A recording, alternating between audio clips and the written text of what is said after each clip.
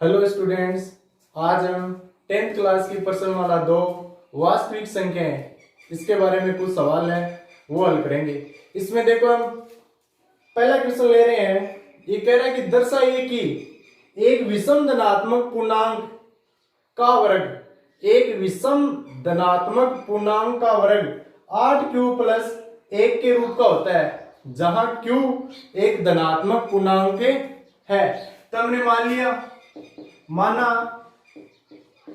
a कोई विषम धनात्मक पूर्णांक है,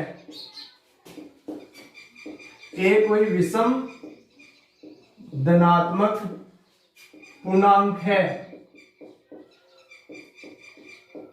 तथा b बराबर 4 है। ये हमने मान लिया। माना a कोई क्या है, a है वो विषम है, दूसरी बात प्लस में है, और वो b का मान कितना है 4। b क्या होता है, भाजक होता है। अब a और b में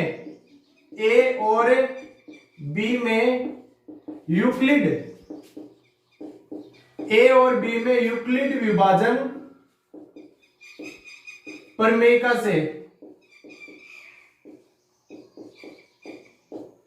a और b में यूक्लिड विभाजन प्रमेयिका से यूक्लिड विभाजन प्रमेयिका क्या होती है, a बराबर bm प्लस r। यानी इसको आप ऐसे लिखना चाहो ना तो ऐसे लिख सकते हो। यूक्लिड विभाजन प्रमेय होती है भाज्य बराबर भाजक गुणा भागफल प्लस शेषफल। ये होती है यूक्लिड विभाजन प्रमेयिका। भाज्य a कोई विषम धनात्मक पूर्णांक है, तो ये तो हो गया a। भाजक क्या लिया है b। a और b में यहां लिखा है ना, a और b में यूक्लिड विभाजन प्रमेयिका। तो इनमें से एक तो भाज्य लेना है, एक भाजक लेना है। भाजक की जगह b गुणा भागफल। मान लो a में b का भाग दे रहे हो, तब भागफल क्या रहा है m, और शेषफल क्या बच रहा है r। अब a की जगह a, b की जगह b, और अब b है ना भाजक, वो कितना है 4 है, तो b की जगह 4 रख दो, m की जगह m ही प्लस r। अब ये बताओ, जहां r क्या चीज है, r होता है ना वो 0 से बड़ा या फिर 0 के बराबर और भाजक से छोटा। r शेषफल होता है, शेषफल हमेशा भाजक से छोटा होता है और 0 के बराबर या फिर 0 से बड़ा होता है। अब ये बताओ, इसको आप ऐसे लिख सकते हो क्या, 0 less than equal r less than b की जगह क्या रखोगे 4। शेषफल का मान 0 के बराबर या 0 से बड़ा, भाजक b से छोटा। b की जगह क्या रख सकते हो, भाजक 4 लिया हम तो 4 लिख सकते हो, 8 भी ले सकते हो। इस सवाल के हिसाब से इसको सिद्ध करना है। ये विषम धनात्मक पूर्णांक 8q प्लस 1 के रूप का होता है, तो b आप 8 भी ले सकते हो, b आप 4 भी ले सकते हो।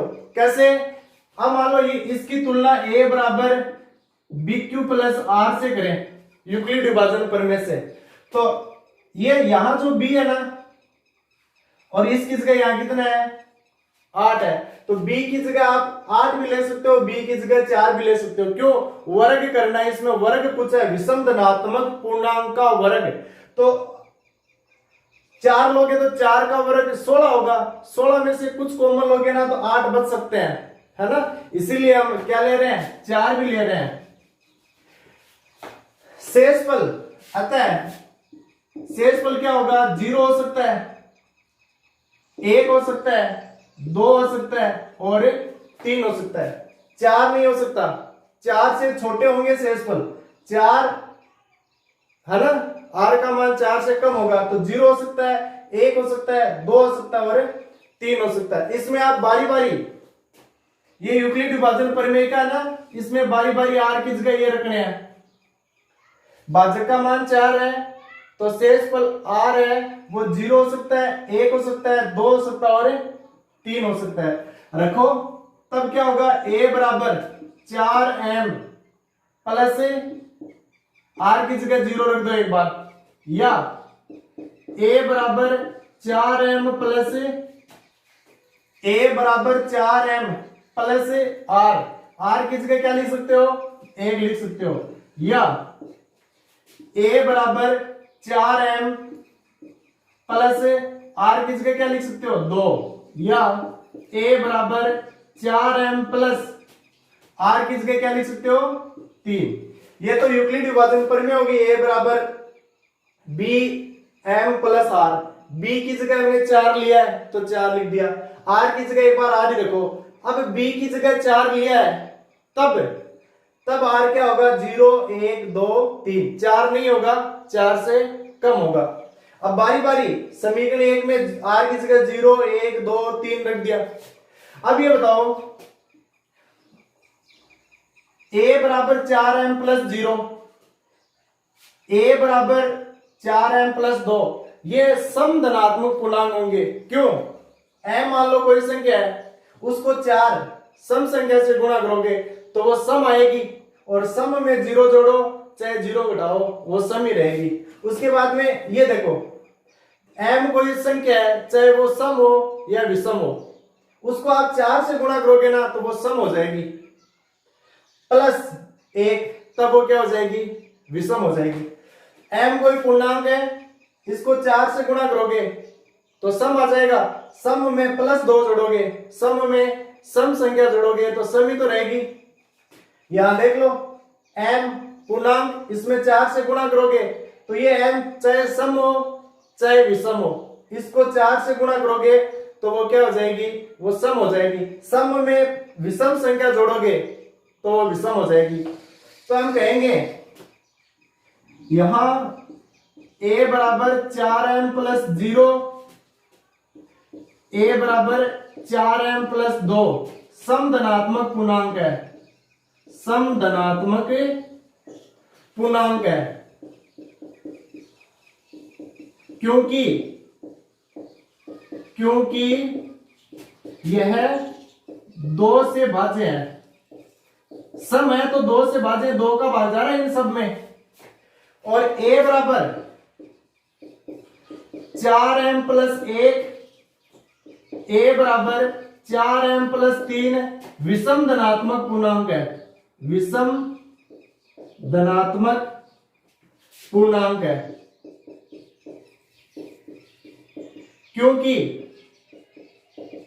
क्योंकि यह 2 से विभाज्य नहीं है, भाज्य या विभाज्य नहीं है। ये हो गया। कई बार सवाल इतना ही पूछता है, लेकिन अब आगे क्या पूछा, वर्ग पूछा है, किसी विषम धनात्मक पूर्णांक। ये तो टोटल पूर्णांक हो गए, a बराबर 4m, a बराबर 4m plus 1, 4m plus 2, 4m plus 3। इसमें सम और विषम दोनों एक साथ ही सम्मिलित है। अब हमें सम अलग करना है और विषम है वो अलग करना है। अब हमें पता है कि ये तो सम है, ये और ये सम है। क्यों? m को 4 से गुणा करोगे तो सम आएगा, सम में 2 जोड़ोगे तो सम आएगा। ये सम है और ये इस साइड वाले क्या है, ये विषम है। अब अगला ये कह रहा है कि केवल आपको विषम धनात्मक पूर्णांक का वर्ग करना है, विषम धनात्मक पूर्णांक का वर्ग करना है। तो विषम धनात्मक पूर्णांक कौन सा हो गया, ये लो पहला, a बराबर 4m प्लस 1। सम वाले है ना, उनको छोड़ देना है, केवल विषम धनात्मक वाले पूर्णांक है उनका ही वर्ग करना है।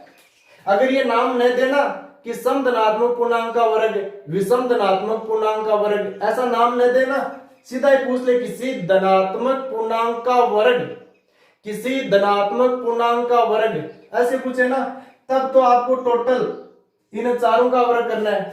सम का पूछे तब सम वाले का वर्ग करना है, विषम का पूछे तब विषम वाले का पूछा है, और वर्ग पूछे ही नहीं तब आपको सवाल यहां तक ही हल करना है। इस सवाल में कई उदाहरण हैं, वो भी इसके साथ ही हल हो रहे हैं। कई सवाल तो यहां तक हल होंगे और कईयों में वर्ग पूछेगा तो वो आगे देखो किस तरह से हल करेंगे। a बराबर 4m प्लस 1, अब क्या करोगे, वर्ग करोगे। तो इस साइड a का स्क्वायर बराबर 4m प्लस 1 का होल स्क्वायर, वर्ग यहां लिखोगे दोनों ओर वर्ग करने पर।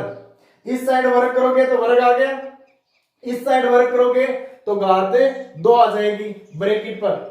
अब इसमें a प्लस बी का होल स्क्वायर सूत्र लग रहा है, तो लगाओ a स्क्वायर बराबर, इस साइड तो a स्क्वायर आ गया, यहाँ a स्क्वायर 4 का स्क्वायर 16 m स्क्वायर प्लस 1 का स्क्वायर प्लस 2ab। कौन सा सूत्र है? a प्लस बी का whole square, a square 4m का square 16m square, b square 1 का स्क्वायर प्लस 2, ये सूत्र में होता है गुणा a की जगह 4m और b की जगह 1। अब ये बताओ हमें सिद्ध क्या करना था? ये सिद्ध करना था 8q प्लस 1, ठीक है ना, वर्ग। ये हो गया। हमने यहां माना था ना a कोई विषम धनात्मक पूर्णांक, तो ये रहा a विषम धनात्मक पूर्णांक का वर्ग, ऊपर वर्ग है, बराबर बराबर में ये उत्तर लाना है, बराबर में ये उत्तर लाना है, तो इसमें 1 आना चाहिए, तो इसमें देखो 1 ये रहा, इसको लास्ट में लिख दो, तो हम ऐसे लिख सकते हैं ना, a स्क्वायर बराबर 16m स्क्वायर प्लस 4 दूनी 8m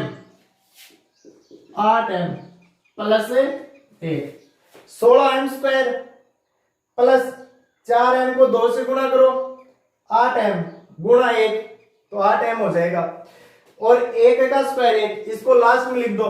तो देखो ये सिद्ध करना था, इसमें ये 1 तो आ गया, बीच में था ये, इसको लास्ट में लिख दिया। उसके बाद में जो चीज सिद्ध करनी है ना, क्यूब यहां 8 आ रहा है, गुणा में 8 आ रहा है ना, तो ये जो 2 पद बच गए, इन 2 में से 8 कॉमन ले लो, तो हर जगह a स्क्वायर बराबर 8 ही कॉमन लेना है। क्यों? यहां जो सिद्ध करना है ना उसमें 8 आ रहा है, 6 आ रहा है तो 6 लेना है, 9 आ रहा है तो 9 लेना है, ठीक है ना। तो ये 8 कॉमन ले लिया, 16 में से 8 कॉमन लिया, मतलब 16 में 8 का भाग कितनी बार जा रहा है? 2 बार, तो यहां बचेगा 2m स्क्वायर। 8 कॉमन आ गया तो क्या बचा? m बचा। बस आगे वाले पद में से नहीं लेना है, इन 2 पदों में से ये कॉमन लेना है, 8, ठीक है। अब ये देखो उस लाइन में 1 आ गया, ये रहा 1, ये 8, ये रहा 8, ये q, अब ये q आना चाहिए, तो ब्रैकेट में जो संख्या बच गई ना उसकी जगह लिख देना q, ब्रैकेट में जो संख्या है ना उसकी जगह लिख देना q, और यहां लिख देना जहां q क्या माना है? q को माना है 2m स्क्वायर प्लस m, ये हमने q माना है, ठीक है ना। q क्या माना है? q किसकी जगह लिखा है? 2m स्क्वायर प्लस m, ये हमने माना है, तो ये लिख दिया। अब देखो जो क्वेश्चन था उसको मैं वापस रिपीट कर रहा हूं, किसी विषम धनात्मक पूर्णांक, ये था ना a, किसी विषम धनात्मक पूर्णांक a का वर्ग 8q प्लस 1 का रूप का होता है क्या?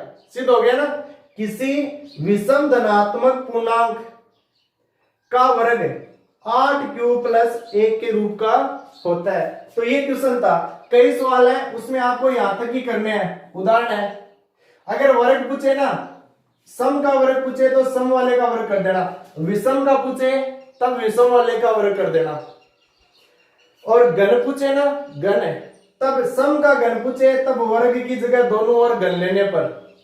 अब इसमें केवल इस एक का ही तो किया हमने वर्ग, अगर एक संख्या और दी हुई होती है ना इसके साथ आगे, इसका जैसा एक और दिया होता तब हम इसका और दोनों ओर वर्ग करते, इसका ऐसे लिखते हैं a बराबर 4m प्लस 3,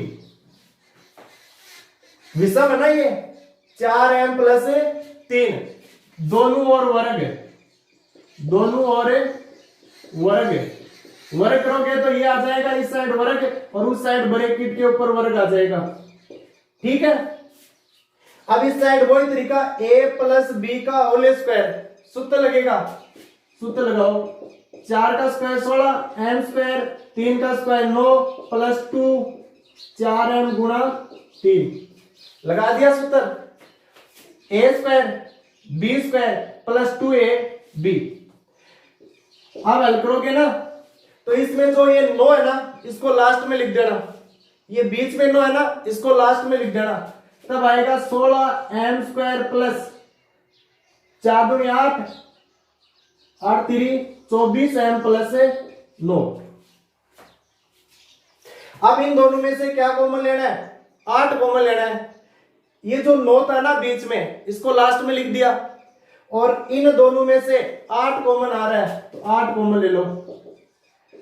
तो 2m² बचा, यहां क्या बचा? 3m बचा, प्लस का क्या? 9। ठीक है ना? 16 में से 8 कॉमन आया, तो 2m², m कॉमन नहीं लेना आपको। 24 में से 8 कॉमन आया, 3, और ये m प्लस 9।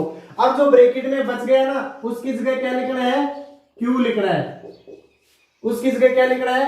q लिखना है। फिर यहां लिख देना जहां q बराबर 2m² प्लस 3m। क्या पूछेगा तब करना है ये सवाल, यहां से लेकर यहां तक कब करोगे?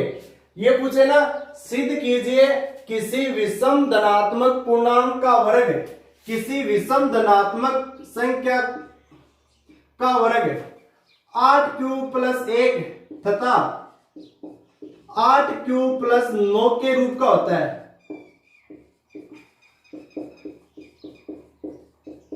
9 के रूप का होता है। तो इसमें देखो, ये एक ही पूछे ना, तब तो इनमें से इस एक का ही वर्ग करना है।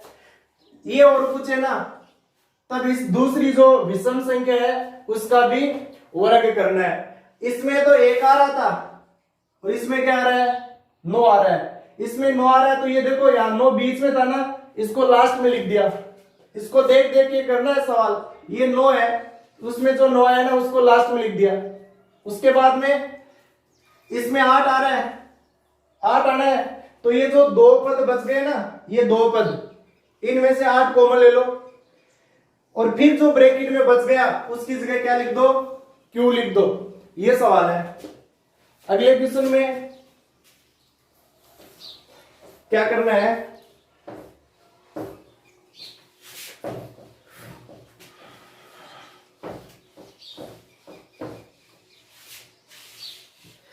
अगले क्वेश्चन में देखो क्या पूछा है। यूक्लिड विभाजन विधि का प्रयोग करते हुए है ना, HCF ज्ञात करना है। यूक्लिड विभाजन विधि से 210 और 55 का HCF ज्ञात करना है, मतलब महत्तम समापवर्ती ज्ञात करना है। गुणनखंड विधि से नहीं करना है, यूक्लिड विभाजन प्रमेय से। तो चरण फर्स्ट, इसमें ऐसे लिख देना 210 और 55। 210 और 55 में यूक्लिड विभाजन प्रमेयिका से, यूक्लिड विभाजन प्रमेयिका से। यूक्लिड विभाजन प्रमेयिका क्या होती है? a बराबर b q प्लस r, या a बराबर b m प्लस r।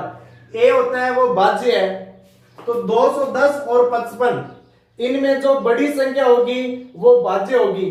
बड़ी संख्या 210 है, तो a की जगह 210 रख दो, बराबर छोटी संख्या होती है वो b होती है, भाजक होती है, b की जगह 55 रख दो, गुणा q, q का मतलब भागफल है। 210 में किसका भाग देना है? 55 का। 210 में किसका भाग देना है? 55 का। कितनी बार जाएगा? 3 बार जाएगा, तो कितना हो जाएगा? 5 3 15, 116, 165 आ गए क्या? अब इनको घटाओ, 10 में से ये घटाओ 5, 5 10 में से ये घटाओ 4, कितना बचा? 10 में से 5 5, 0, 10 में से 6 4, ये 45 बचा। अब आपको क्या करना है? Q, ये यहां जो संख्या होती है वो Q होती है, इसकी जगह 3 रख दो, प्लस R की जगह क्या लिख दो? 45 लिख दो। ठीक है ना? भाज्य 210, भाजक 55, भागफल Q, Q भागफल होता है 3 बार भाग गया तो q की जगह 3 प्लस शेषफल 45 तो 45 लिख दो। अब आपको क्या करना है, इन दोनों में लगानी है यूक्लिड विभाजन प्रमेय। यहां लिख देना चरण सेकंड में r बराबर नहीं है 0। जब तक शेषफल 0 नहीं आए तब तक चरण फर्स्ट है उसको दोहराते रहिए। r 0 आ जाए यानी शेषफल 0 आ जाए तब रुक जाना। r बराबर नहीं है 0 तो आप क्या करोगे, 55 और 45 में 55 और 45 में यूक्लिड विभाजन प्रमेयिका से।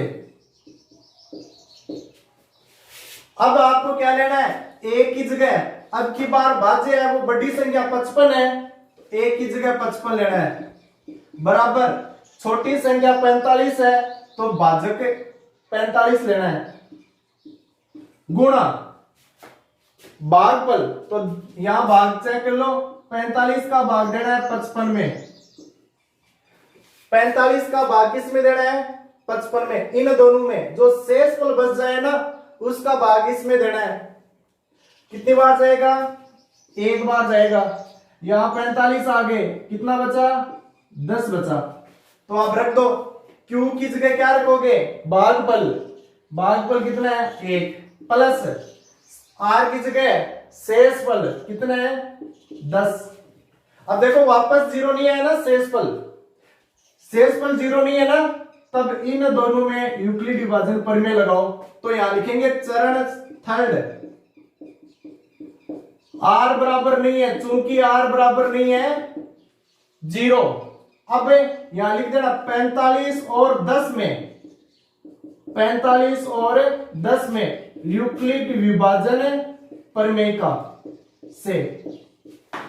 वही काम जो चरण फर्स्ट और सेकंड में किया है वही काम अब चरण थर्ड में करना है।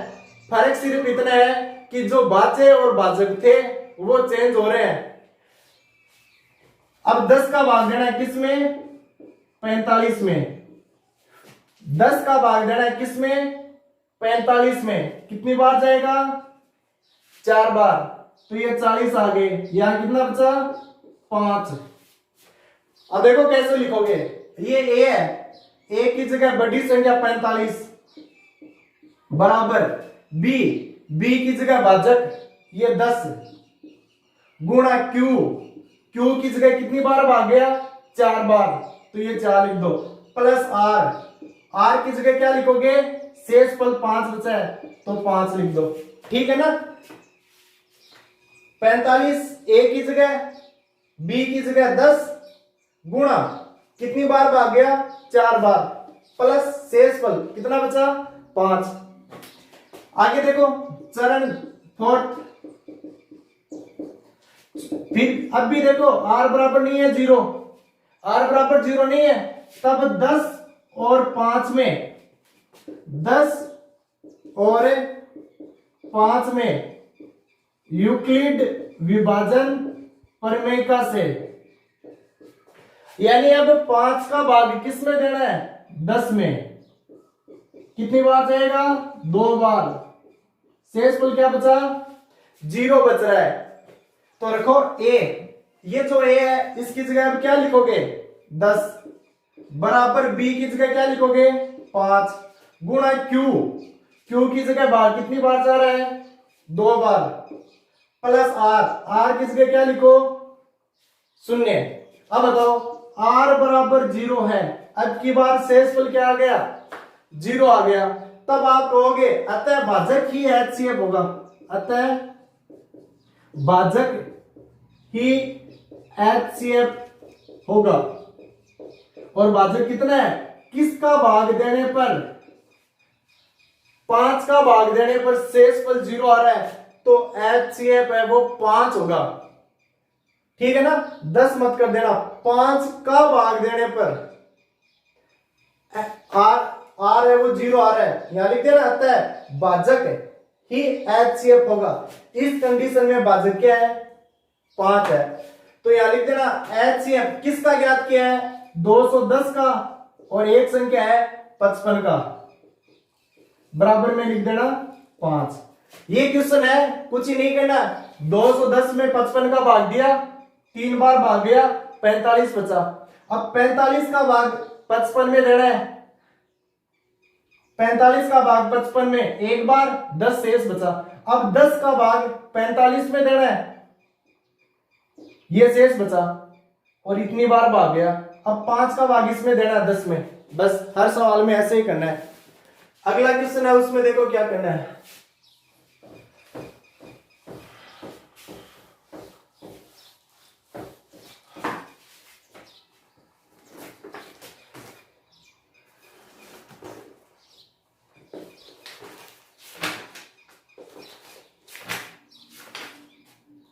देखो एक उदाहरण है, उसमें ये पूछा है कि सिद्ध कीजिए कि √5 एक अपरिमेय संख्या है।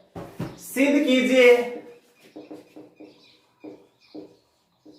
सिद्ध कीजिए √5 अपरिमेय संख्या। ये चीज सिद्ध करनी है। कई बार आता है सिद्ध कीजिए, √3 भी आ सकता है, √2 भी आ सकता है, √5 भी आ सकता है, √7 भी आ सकता है। तब हम देखो क्वेश्चन को कैसे करेंगे। उल्टा मान लेना, √5 है, उसको अपरिमेय संख्या सिद्ध करना है। तो √5 है ना, माना √5 एक परिमेय संख्या है, परिमेय संख्या है। अपरिमेय संख्या सिद्ध करना था और हमने क्या मान लिया, परिमेय संख्या मान लिया। तब हम इसे 2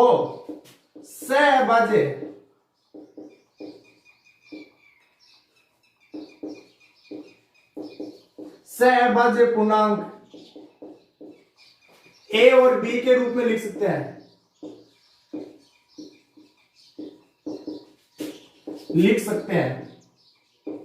परिमेय संख्या है, परिमेय संख्या को ए और बी के रूप में लिख सकते हैं। क्यों? परिमेय संख्या है, उसको हम बट्टे में लिख सकते हैं। जैसे मान लो परिमेय संख्या है तो उसको ऐसे a बटा b लिख सकते हैं। √5 है, उसको अपरिमेय संख्या सिद्ध करना है। √5 को क्या मान लिया, परिमेय संख्या। और कोई भी परिमेय संख्या है उसको हम भिन्न में लिख सकते हैं, कोई भी परिमेय संख्या है उसको हम भिन्न में लिख सकते हैं। तो ये परिमेय संख्या √5 है, इसकी भिन्न मान लो a बटा b है। इसको हमने परिमेय संख्या मान रखा है, तब इसको हम भिन्न में लिखेंगे तो a बटा b मान लिया कि a बटा b आएगी भिन्न। और a और b क्या चीज है, तब हम इसे 2 सहअभाज्य पूर्णांक का मतलब होता है कि जैसे मान लो ये सहअभाज्य पूर्णांक नहीं है, ये सहअभाज्य पूर्णांक नहीं है, 14 और 18। क्यों? क्योंकि इसमें 2 का भाग जा रहा है और इसमें भी 2 का भाग जा रहा है। इन दोनों में उभयनिष्ठ गुणनखंड 2 है। उभयनिष्ठ गुणनखंड कितना है, 2 है। सहअभाज्य पूर्णांक का मतलब होता है इन दोनों में कोई भी उभयनिष्ठ गुणनखंड नहीं होना चाहिए। अगर ये है 15/9, 15 और 9, ये 2 संख्याएं हैं, ये दोनों संख्याएं सहअभाज्य पूर्णांक संख्याएं नहीं है। क्यों? क्योंकि इसमें 3 का भाग जा रहा है और इसमें भी 3 का भाग जा रहा है। उभयनिष्ठ गुणनखंड 3 हो गया, उभयनिष्ठ गुणनखंड 3 हो गया, इसीलिए सहअभाज्य पूर्णांक नहीं है। अब चलो ये लेते हैं 4/7, या 4 और 7 ये 2 संख्या हैं। इसमें 2 का भाग जा रहा है लेकिन इसमें नहीं जा रहा, इसमें 4 का जा रहा है, इसमें नहीं जा रहा। इन दोनों में उभयनिष्ठ गुणनखंड नहीं है, उभयनिष्ठ गुणनखंड नहीं है। अतः 4 और 7 क्या है, सहअभाज्य पूर्णांक है। यानी इसमें जिस संख्या का भाग जा रहा है ना, उसका भाग इसमें नहीं जाएगा, उभयनिष्ठ गुणनखंड नहीं है। ठीक है ना? तो a और b है ना, इन दोनों में कोई उभयनिष्ठ गुणनखंड नहीं है। अगर इसमें 5 का भाग जाएगा तो इसमें नहीं जाएगा, अगर इसमें 3 का जाएगा तो इसमें नहीं जाएगा। अब क्या करो, वर्ग कर दो। ठीक है, a और b क्या चीज है, ये याद रखना, सहअभाज्य पूर्णांक मतलब उभयनिष्ठ गुणनखंड नहीं है इन दोनों में। वर्ग करने पर तो इसका वर्ग करोगे तो 5 हो जाएगा, रूट हट जाएगा, इसका वर्ग करोगे तो ये हो जाएगा a का वर्ग a स्क्वायर, b का वर्ग b स्क्वायर। अब इस साइड ले आओगे तो ये हो जाएगा 5b स्क्वायर बराबर a स्क्वायर। अब हो गया 5 उस साइड ले जाओ, दोनों ओर वर्ग करने पर ये आएगा b स्क्वायर, इस साइड ले आओ 5 से गुणा करोगे तो 5b स्क्वायर बराबर a स्क्वायर। अब ये 5 गुणा में है, इस साइड लाओगे तो भाग में आ जाएगा। अब एक बात तो अंक गणित की आधारभूत प्रमेय है, अंक गणित की आधारभूत प्रमेय, अंक गणित की आधारभूत प्रमेय। इसमें क्या होता है, यदि a स्क्वायर है वो p से भाज्य है, a स्क्वायर p से भाज्य, तो भाज्य है तो a है वो p से भी भाज्य होगा। अंक गणित की आधारभूत प्रमेय क्या है, यदि a स्क्वायर है उसमें p का पूरा पूरा भाग जा रहा है, तब a में भी किसका भाग जाएगा, p का। a स्क्वायर में p का भाग जा रहा है, तब a में भी किसका भाग जाएगा, p का। जैसे मान लो 25 का स्क्वायर है, इसमें 5 का भाग जा रहा है, 5 का स्क्वायर है, इसमें 5 का भाग जा रहा है, तो ये 5 है ना, ये इसमें भी इस 5 का भाग जाएगा। 3 का स्क्वायर है, इसमें 3 का भाग जा रहा है, तब ये जो 3 है ना, इसमें भी 3 का भाग जाएगा। अंक गणित की आधारभूत प्रमेय है। इसका मतलब क्या हुआ, अब अंक गणित की आधारभूत प्रमेय से a स्क्वायर में p की जगह किसका भाग जा रहा है, 5 का, तो मैं यहां 5 लिख रहा हूं। a स्क्वायर 5 से भाज्य है, तो a p की जगह क्या लिखूं, 5, तो a है वो भी किससे भाज्य होगा, 5 से भाज्य होगा। अब मान लो a में 5 का भाग जा रहा है, कितनी बार, c बार। ये समीकरण 1 है, a स्क्वायर में 5 का भाग जा रहा है, तो a में भी किसका भाग जाएगा, 5 का, और a में 5 का भाग कितनी बार जा रहा है, मान लिया c बार जा रहा है। अब 5 उस साइड ले जाओ तो a बराबर 5c, ये है समीकरण 1 में रखने पर, समीकरण 1 में रखने पर, समीकरण 1 में रखोगे तो देखो क्या आएगा, b स्क्वायर बराबर 5c का स्क्वायर बटा 5, a बराबर 5c कहां रखोगे, समीकरण 1 में, तो b स्क्वायर बराबर a की जगह 5c, ऊपर स्क्वायर है ये आ गया, और बटे में 5। इसको हल करो, b स्क्वायर बराबर 5 का स्क्वायर 25, c का स्क्वायर c स्क्वायर बटे 5।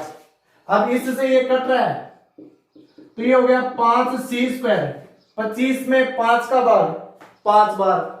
अब ये देखो 5 को इस साइड लेना है, तो b स्क्वायर बटे 5 हो जाएगा, बराबर में क्या बचा, c स्क्वायर बराबर b स्क्वायर बटे 5। ठीक है, a की जगह मान रखा है यहां कितना, 5c, हल करोगे तो b स्क्वायर बराबर 5c स्क्वायर आएगा, ये 5 इस साइड लाओगे तो बट्टे में आ जाएगा, c स्क्वायर बराबर बचा b स्क्वायर बटे 5। अब ये बताओ, अंक गणित की आधारभूत प्रमेय से यहां लगानी है, अंक गणित की आधारभूत प्रमेय, अंक गणित की आधारभूत प्रमेय से। अब यहां भी वही नियम लग रहा है, यहां a स्क्वायर में 5 का भाग जा रहा था, तब a में भी किसका भाग गया, 5 का, तो इसमें भी b स्क्वायर 5 से विभाज्य, b स्क्वायर 5 से विभाज्य है, तो b है ना 5 से विभाज्य होगी, b भी क्या होगी, 5 से विभाज्य होगी। b स्क्वायर में 5 का भाग जा रहा है, तब c स्क्वायर आ रहा है, b स्क्वायर में 5 का भाग जा रहा है, तो b में भी किसका भाग जाएगा, 5 का। यह है समीकरण नंबर 2। अब बी में 5 का भाग डी बार जाएगा, वो हमें नहीं लिखना है। समीकरण 1 व 2 से देखो, समीकरण 1 व 2 से अब क्या लिखोगे? समीकरण 1 से स्पष्ट है कि ए में 5 का भाग जा रहा है। समीकरण 2 से स्पष्ट है बी में 5 का भाग जा रहा है। ठीक है ना? समीकरण 1 से स्पष्ट है कि ए में किसका भाग जा रहा है? 5 का। समीकरण 2 से स्पष्ट है बी में किसका भाग जा रहा है? 5 का। तब आप लिखोगे ए और बी में उभयनिष्ठ गुणनखंड क्या है? 5 है। ए में भी तो 5 का भाग जा रहा है और बी है उसमें भी 5 का भाग जा रहा है, मतलब 5 है वो ए और बी दोनों का उभयनिष्ठ गुणनखंड है। और जहां उभयनिष्ठ गुणनखंड होता है ना, वहां ये नहीं होता, सहअभाज्य पूर्णांक नहीं है। अब मैं वापस बोल रहा हूं, आपको लास्ट में क्या लिखना है? समीकरण 1 और 2 से स्पष्ट है कि ए और बी में उभयनिष्ठ गुणनखंड 5 है, अतः ए और बी सहअभाज्य पूर्णांक नहीं है। यहां तो हमने लिया था कि ए और बी सहअभाज्य पूर्णांक है, अब ये सिद्ध उल्टा हो रहा है। अतः रूट 5 है वो क्या है? परिमेय संख्या नहीं है। हमने मानी थी ना परिमेय संख्या, अब लिखेंगे अतः रूट 5 है वो परिमेय संख्या नहीं है, अर्थात रूट 5 है वो अपरिमेय संख्या है। ये क्वेश्चन था। रूट 3 भी आ सकता है, तब यहां 3 कर देना 5 की जगह। रूट 2 भी आ सकता है। ये क्वेश्चन था। सहअभाज्य पूर्णांक पर अवश्य सहअभाज्य पूर्णांक माना था, फिर उसको ऐसे लिखना है कि सहअभाज्य पूर्णांक नहीं है, वो सिद्ध किया था। इसमें देखो क्वेश्चन है एक, सिद्ध कीजिए कि निम्नलिखित संख्याएं परिमेय संख्या है। 1/√2 है, उसको अपरिमेय सिद्ध करना है। अपरिमेय सिद्ध करना है 1/√2 को। तो हमने क्या किया? माना। ये तो सिद्ध करना है। 1/√2 है, उसको क्या करना है? अपरिमेय संख्या सिद्ध करना है। तो हमने मान लिया 1/√2, इसको हम लिख सकते हैं क्या? 1/√2 बराबर हो गया, इसको आप गुणा √2/√2 बराबर √2/2। एक परिमेय संख्या है। अपरिमेय संख्या सिद्ध करनी है, अपरिमेय संख्या सिद्ध करनी है तो हम उसको उसका उल्टा परिमेय संख्या मानेंगे। 1/√2 है, उसको क्या मानेंगे? परिमेय संख्या। सिद्ध क्या करना है? अपरिमेय संख्या। 1/√2 है, उसको हम √2/2 भी लिख सकते हैं। क्यों? 1/√2 है तो अंश में √2 गुणा कर दिया, हर में भी √2 से गुणा कर दिया। √2 को 1 से √2, √2 को √2 से गुणा करो 2। तो एक ही बात है, 1/√2 बोल दो चाहे √2/2 बोल दो। इसको क्या मान लिया? परिमेय संख्या। अतः इसे दो सहअभाज्य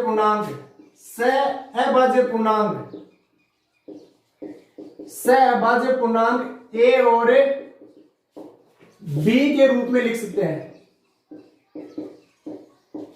ए और बी के रूप में लिख सकते हैं। अब ये बताओ, सहअभाज्य पूर्णांक का मतलब आपको पिछले सवाल में बता चुका हूं, इन दोनों में उभयनिष्ठ गुणनखंड नहीं होना चाहिए। तो हमने लिख दिया √2/2 बराबर लिख दिया a/b, जहां a और b क्या चीज है? सहअभाज्य पूर्णांक, यानी a और b में कोई उभयनिष्ठ गुणनखंड नहीं है। अब ये 2 उस साइड ले जाओ, गुणा में उस साइड आएगा तो भाग में आ जाएगा। अब ये बताओ 2 गुणा ये a क्या चीज है? ये a पूर्णांक ही तो है, बटे में भी क्या है? पूर्णांक है। अब ये बताओ पूर्णांक है a, इसको 2 से गुणा करोगे तो पूर्णांक ही आएगा। पूर्णांक कौन सा होता है? प्लस और माइनस की जितनी भी संख्या होती है वो पूर्णांक होती है। फिर पूर्णांक में भी पूर्णांक का भाग दोगे तब भी लास्ट में आपको क्या बचेगा, लास्ट में एक पूर्णांक ही प्राप्त होगा। और पूर्णांक प्राप्त होगा और पूर्णांक हमेशा क्या होता है, परिमेय संख्या होती है। देखो √2/2 है, इसको हमने परिमेय संख्या मान लिया, और जहां परिमेय संख्या मानते हैं तो इसको हम भिन्न में लिख सकते हैं, तो भिन्न में लिख लिया a/b। अब ये 2 में इस साइड आएगा गुणा में, ये a पूर्णांक है, पूर्णांक को 2 से गुणा करोगे तो पूर्णांक ही आएगा। फिर ये पूर्णांक है, पूर्णांक में पूर्णांक का भाग दोगे तो लास्ट में क्या बचेगा, इस पूरे को हल करोगे तब लास्ट में पूर्णांक बचता है, और एक पूर्णांक होता है वो परिमेय संख्या होती है। यहां देखो √2 क्या सिद्ध हो गया, परिमेय संख्या। √2 बराबर परिमेय संख्या, परिमेय संख्या। इसको ले लेना समीकरण नंबर 1। अब हम यहां क्या लिखेंगे, समीकरण 1 से स्पष्ट है, समीकरण 1 से स्पष्ट है कि √2 एक परिमेय संख्या है, परिमेय संख्या है, जबकि वास्तव में √2 एक अपरिमेय संख्या होती है।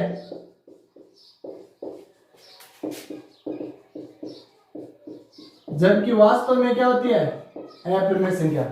क्या लिख दिया, समीकरण 1 से स्पष्ट है कि √2 क्या है, परिमेय संख्या।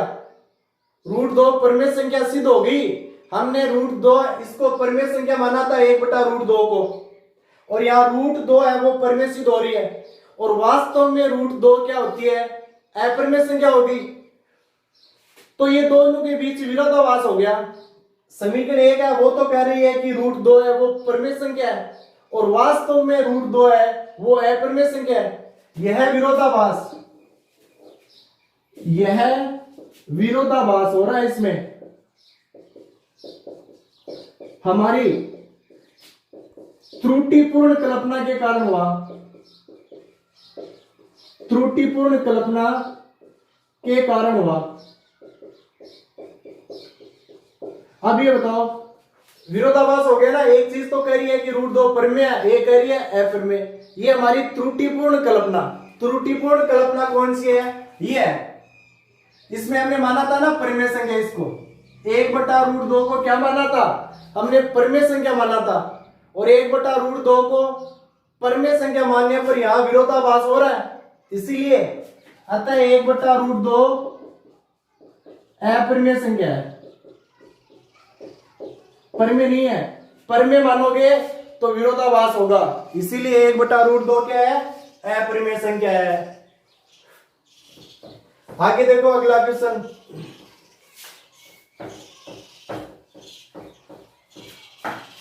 अगले क्वेश्चन में है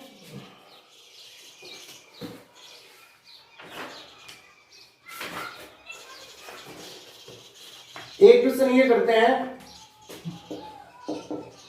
49/500 दशमलव प्रसार बताना है।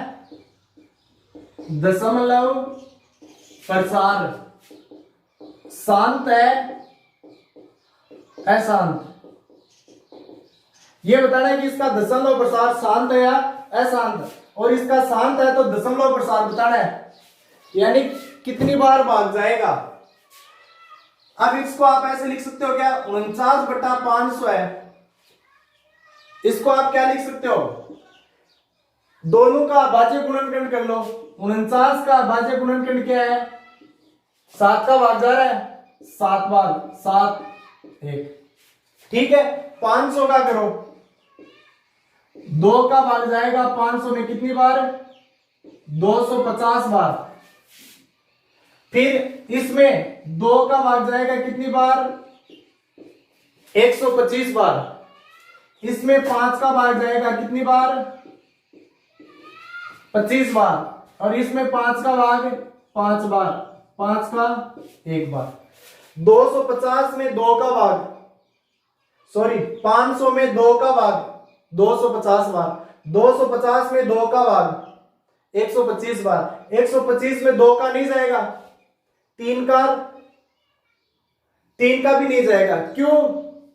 इनके अंकों का योग करो, 5 + 2 7, 7 और 1 8, अंकों का योग 8 आ रहा है, अंकों का योग 9 आना चाहिए या 6 आना चाहिए या 3 आना चाहिए, 3 या 3 का गुणज आना चाहिए।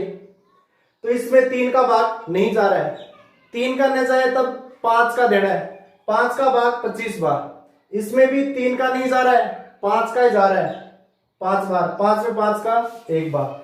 तो आप इसको लिख सकते हो क्या, 49, 49 की जगह लिख सकते हो 7 × 7 बट्टे 500, 500 की जगह क्या लिख सकते हो, 2 × 2 गुणा 5 गुणा 5 गुणा 5। अब ये देखो, इनको पहले सहभाज्य बनाना है, सहभाज्य पूर्णांक बनाना है। ऊपर वाली संख्या का गुणनखंड कर लिया, नीचे वाली संख्या उसका गुणनखंड कर लिया, ये रही गुणनखंड विधि। अब इनमें से कोई उभयनिष्ठ है तो इसको काट दो। इसमें तो देखो पहले से ही कोई उभयनिष्ठ नहीं है, उभयनिष्ठ नहीं है ना, ऊपर तो है 7 की घात 2 और बट्टे में क्या है 2 की घात 2 गुणा 5 की घात 3, 2 × 2 2 बार है ना, तो 2 की घात 2, 5 × 5 × 5 कितनी बार है, 3 बार है, तो 5 की घात 3 लिख दिया। उभयनिष्ठ गुणनखंड होता, मान लो यहाँ 7 होता तो ये 7 से 7 कट जाते, ऊपर मान लो यहाँ गुणा में 2 होता तो इस 2 से इस 2 को काटा में, तो इस 5 से ये 5 काटते। सहभाज्य गुणांक, सहभाज्य संख्या बनानी है इन दोनों को, ये पहले से ही सहभाज्य संख्या है 49 और 500। अब यहां लिखेंगे 49/500 के हर 2m गुणा 5n के रूप का है, अतः दशमलव प्रसार शांत होगा। क्यों? हर में 2 आए, 49/500 है कि हर का गुणनखंड 2m गुणा 5n के रूप का है, यहां 2 आ रहा है 5 आ रहा है। अगर यहां 7 होता ना तब हम क्या कहते हैं कि 500 के गुणनखंड 2m गुणा 5n के रूप का नहीं है। अगर यहां 3 होता साथ में तब भी हम कहते हैं कि 2m गुणा 5n के रूप का, 2 की घात m गुणा 5 की घात n के रूप का नहीं है।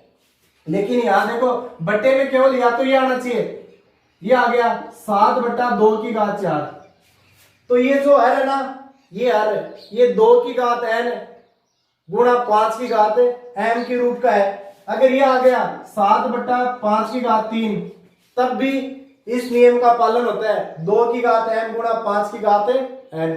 अगर ये दोनों साथ में आ गए तब भी हम कहते हैं 2 की घात m गुणा 5 की घात n के रूप का है। इसमें भी तो क्या आएगा, हाँ, इसमें भी हाँ और इसमें भी हाँ। लेकिन अगर इनके साथ में ऐसे आ गया ना 2 की घात 4 गुणा 3 आ गया तब ये है ना, तब ये नहीं होगा। 2 की घात m गुणा 5 की घात n के रूप का नहीं होगा। अगर यहां 7 आ गया तब, अगर ये 7 और ऊपर भी 7 है तब तो ये कट रहा है, तब हाँ हो जाएगा। अब एक बात आप देख लेना, कहने का मतलब ये है, सीधी सी बात है, यहां जो दो आपको संख्या दी हुई है ना उन दोनों के अभाज्य गुणनखंड कर लो, फिर जो कट रहे हैं उनको काट दो, इसमें नहीं कट रहे हैं।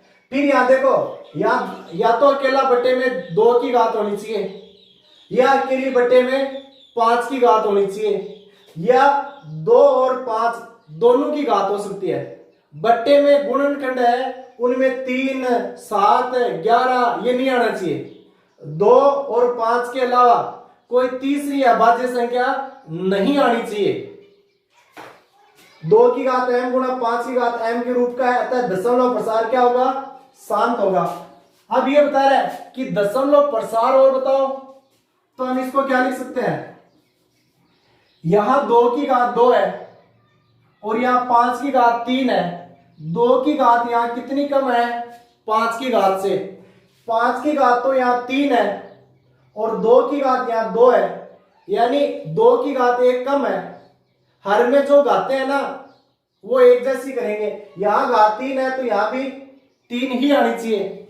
अंश और हर को 2 से गुणा करने पर, अंश और हर को 2 से गुणा करो। गुणा करोगे तो 49/500 बराबर 7 का स्क्वायर बट्टा 2 की घात 2 गुणा 5 की घात 3 गुणा 2 बट्टे में भी 2। क्यों, यहां 5 की घात 3 है तो ये जो 2 है ना इसकी घात 2 है, तो 2 की घात 1 कम पड़ रही है, तो 2 की 1 घात से अंश से और 1 हर से गुणा कर देना। तो ये कितना हो जाएगा, 7 का स्क्वायर 49, 49 को 2 से गुणा करो 98। और ये देखो 2 की घात 2 और 1 ये, ठीक है ना, यहां बीच में गुणा का चिन्ह है। आधार यहां 2 है, घात 1 है, आधार यहां 2 है, घात 2 है, और बीच में गुणा का चिन्ह हो तो घातें जुड़ जाती है। 2 की घात 3 होगी और 5 की घात भी कितनी होगी, 3 होगी। एक जैसी हो रही है क्या, यहां देखो 2 की घात भी 3 होगी, 5 की घात भी 3 होगी। अगर ऐसे ऐसे होता ना 3/2 की घात 4 गुणा 5 की घात 1 ऐसे है। अब तब गुणा किससे करते हैं, यहां 2 की घात 4 है और 5 की घात कितनी है, 1 है। 5 की घात कितनी कम पड़ रही है, 3 कम पड़ रही है। जितनी घात 2 की है उतनी ही घात 5 की होनी चाहिए, जितनी 2 की घातें हैं उतनी ही 5 की घात होनी चाहिए। 2 की घात 4 है, 5 की घात भी 4 होनी चाहिए, और 5 की घात 1 तो है हमारे पास, कितनी कम है, 3 कम है। तो 5 की घात 3 एक बार तो ऊपर लिख देना और एक बार नीचे लिख देना। तो ये कितना हो गया, 3 गुणा 5 की घात 3 यानी 125 बट्टे 2 की घात 4 गुणा 5 की घात 4। ठीक है ना, ये अलग बता रहा हूं, इसमें नहीं है, ये इस सवाल में नहीं है, ये अलग ही बताया ऐसे। अगर ऐसे होता तब आपको ये करना है। अब इसको हल करो, 49/500 बराबर 98 बट्टे, इसको लिख सकते हो 2 गुणा 5, एक साथ लिख सकते हो ना, गाते एक साथ लिख सकते हो। 5 की घात भी 3 है, 2 की घात भी 3 है, बीच में गुणा का चिन्ह है, तो इन दोनों को एक साथ लिख सकते हो घात 3 ब्रैकेट पर। एक ही बात है, 2 गुणा 5 इन ब्रैकेट लगाकर ऊपर घात 3 एक साथ लिख दी। 2 को 5 से गुणा करो 10, 10 की घात कितनी होगी, 3 होगी। 2 को गुणा करो 5 से 10 और ऊपर घात कितनी है, 3। 10 की घात 3 का मतलब क्या होता है, 10 गुणा 10 गुणा 10 यानी 1000 होता है। अब बट्टे में 3 शून्य है तो ये 1000 का भाग इसमें दोगे ना 98 में, तो दाएं हाथ से 3 अंक छोड़कर पॉइंट लगाओ। एक अंक तो ये है ही, एक है ही, और एक 0 ले लो, एक ही, ठीक है ना। बट्टे में 3 शून्य है, दाईं ओर से 3 अंक छोड़कर दशमलव लगाना है। एक अंक तो ये हो गया, एक ये हो गया, 2 ही है हमारे पास, एक अंक शून्य ले लो। इस साइड कितने भी शून्य ले सकते हैं, ये 98 है, इस साइड कितने भी शून्य ले सकते हैं। तो एक अंक, 2 अंक, 3 अंक, 3 अंक छोड़ दिया, यहां क्या लगाना है, दशमलव लगाना है। तो ये जो 49/500 था इसका दशमलव प्रसार क्या है, शांत है। दशमलव प्रसार क्या है, शांत। और 49 में 500 का भाग देने पर भाग कितनी बार जा रहा है, 0.098 बार जा रहा है। भाग वैसे नहीं किया है, भाग विधि से भाग नहीं किया है, इस तरीके से भाग बताना है आपको, वैसे नहीं बताना है कि 49 में 500 का भाग, ऐसे नहीं बताना है। 500 का भाग 49 में। ऐसे नहीं करना है, इस विधि से बताना है और इसमें टाइम ही कम लगेगा। ठीक है, बाकी जो क्वेश्चन है वो अगली वीडियो में पढ़ेंगे। और इसमें एक बात और कहना चाह रहा हूं, अगर आप वीडियो को लाइक करते हो, कमेंट करते हो या फिर चैनल को सब्सक्राइब करते हो तो आपके पैसे नहीं लगते हैं। आप सोच रहे हो कि क्या पता पैसे लग जाएं, और आपका जो नेट है ना वो भी कम नहीं हो रहा है। वो नेट तो उतना ही लगना है जितना आप वीडियो देख रहे हो तब लग रहा है। सब्सक्राइब करने से नेट ज्यादा नहीं लगेगा, लाइक करने से भी नेट है वो ज्यादा नहीं लगेगा, नहीं आपके पैसे लग रहे हैं। ज्यादा नहीं सही तो कमेंट में अपना नाम लिख दो और अपना गांव लिख दो, ताकि हमें पता चल जाए कि हमारी वीडियो को कौन कौन देख रहा है। कई दूसरे स्कूल के बच्चे भी हैं, वो भी अपना नाम लिख देना और गांव का नाम लिख देना, ताकि हमें पता चले कि हमारा वीडियो है वो कौन कौन देख रहा है। ठीक है बच्चों, इतना कर देना आज के इस वीडियो में, बाकी अगले वीडियो में पढ़ेंगे। धन्यवाद।